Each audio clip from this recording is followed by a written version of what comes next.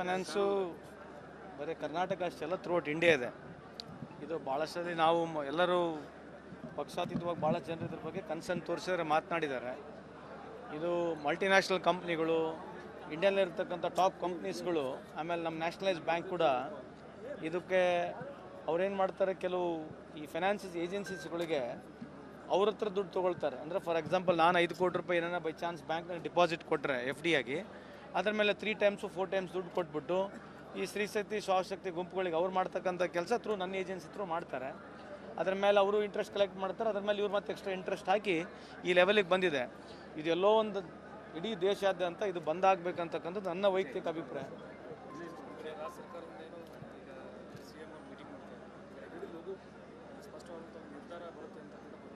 ಇಲ್ಲ, ಖಂಡಿತವಾಗ್ಲೂ ನಾವು ಕೂಡ ಎಲ್ಲರೂ, ಯಾಕಂದರೆ ಇದರಲ್ಲಿ 2 ಇದೆ. ಒಂದು ಸಾಧಕ ಬಾಧಕನೂ ನೋಡಬೇಕು. ಈಗ ದುಡ್ಡು ಸಿಗ್ತಾ ಇದೆ, ಒಂದೇಟಿಗೆ ನಿಂದ್ರಿಸ್ತಕ್ಕಂಥದ್ದು ಎಷ್ಟು ಸರಿ ಎಷ್ಟು ತಪ್ಪು ಅಂತಕ್ಕಂಥದ್ದು ಸರ್ಕಾರಗಳಿದ್ದಾವೆ, ಅದಕ್ಕಿರ್ತಕ್ಕಂಥ ಇಲಾಖೆನೂ ಇದೆ. ಭಾಳ ಜನರು ಅದ್ರ ಬಗ್ಗೆ ವಿಚಾರ ಮಾಡಿ ಸರ್ಕಾರ ಒಂದು ನಿರ್ಣಯ ತೊಗೊಳ್ತದೆ. ಸರ್, ಕೆಲವೊಬ್ಬರು ತಾಳಿಗಳನ್ನೆಲ್ಲ ಕಳಿಸಿದ್ದಾರೆ ಸರ್, ತಾಳಿನೆಲ್ಲ ಕಳಿಸಿದ್ದಾರೆ ಸಿಎಂಗೆ, ಗೃಹ ಸಚಿವರಿಗೆ. ಅದು ಒಪ್ಕೊಂಡು ನೋಡಿದೆ ಸರ್.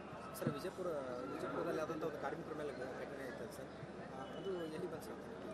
ತನಿಖೆ ಆಗಿದೆ, ಅರೆಸ್ಟ್ ಆಗಿದ್ದಾರೆ, ಕೇಸ್ ಆಗಿದೆ.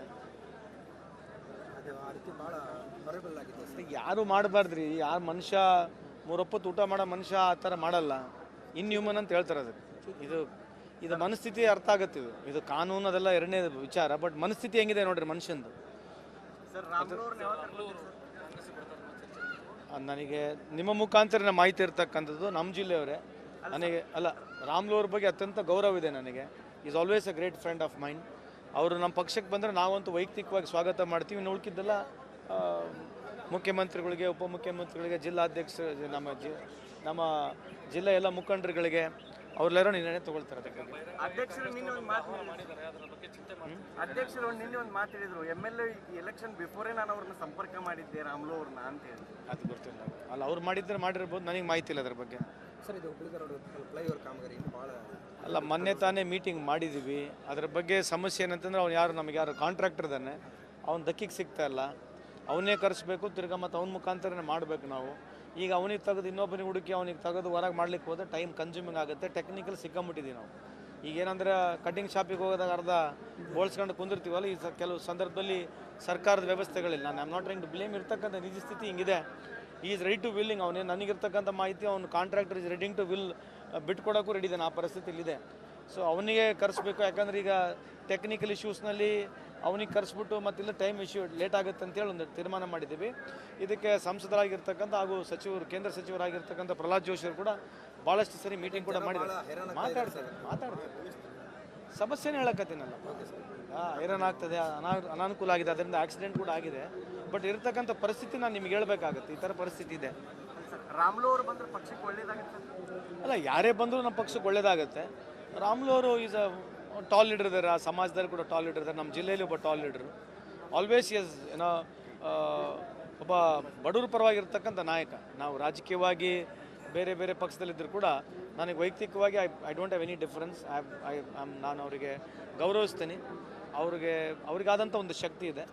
ಬಂದರೆ ನಮ್ಮ ಪಕ್ಷಕ್ಕೆ ಬಂದರೆ ಅನುಕೂಲ ಆಗ್ತಕ್ಕಂಥ ನನ್ನ ವೈಯಕ್ತಿಕ ಅಭಿಪ್ರಾಯ.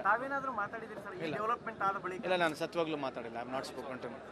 ನಂದು ವೈಯಕ್ತಿಕವಾಗಿ ಸ್ವಾಗತ ಇದೆ.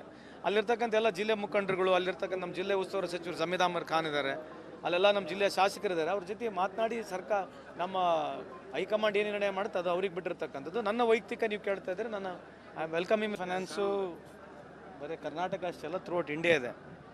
ಇದು ಭಾಳಷ್ಟು ನಾವು ಎಲ್ಲರೂ ಪಕ್ಷಾತೀತವಾಗಿ ಭಾಳ ಜನರು ಇದ್ರ ಬಗ್ಗೆ ಕನ್ಸರ್ನ್ ತೋರಿಸಿದ್ರೆ ಮಾತನಾಡಿದ್ದಾರೆ.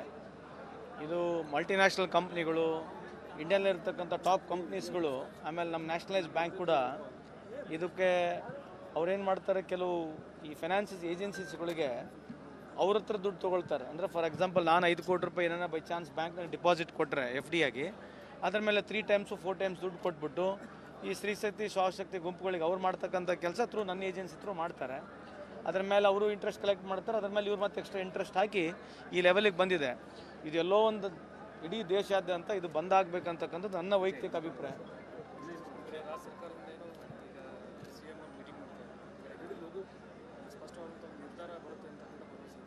ಖಂಡಿತವಾಗ್ಲೂ ನಾವು ಕೂಡ ಎಲ್ಲರೂ, ಯಾಕಂದರೆ ಇದರಲ್ಲಿ 2 ಇದೆ. ಒಂದು ಸಾಧಕ ಬಾಧಕನೂ ನೋಡಬೇಕು.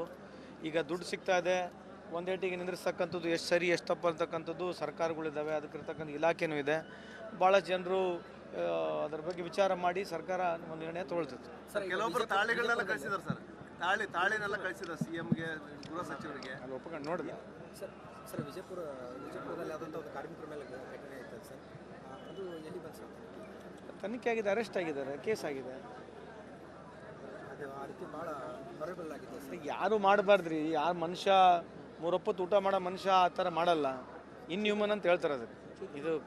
ಇದು ಮನಸ್ಥಿತಿ ಅರ್ಥ ಆಗುತ್ತೆ. ಇದು ಕಾನೂನು ಅದೆಲ್ಲ ಎರಡನೇ ವಿಚಾರ, ಬಟ್ ಮನಸ್ಥಿತಿ ಹೆಂಗಿದೆ ನೋಡ್ರಿ ಮನುಷ್ಯಂದು. ಸರ್ ರಾಮುಲು ಅವ್ರನ್ನ ಯಾವಾಗ ಕರ್ಕೊಂಡು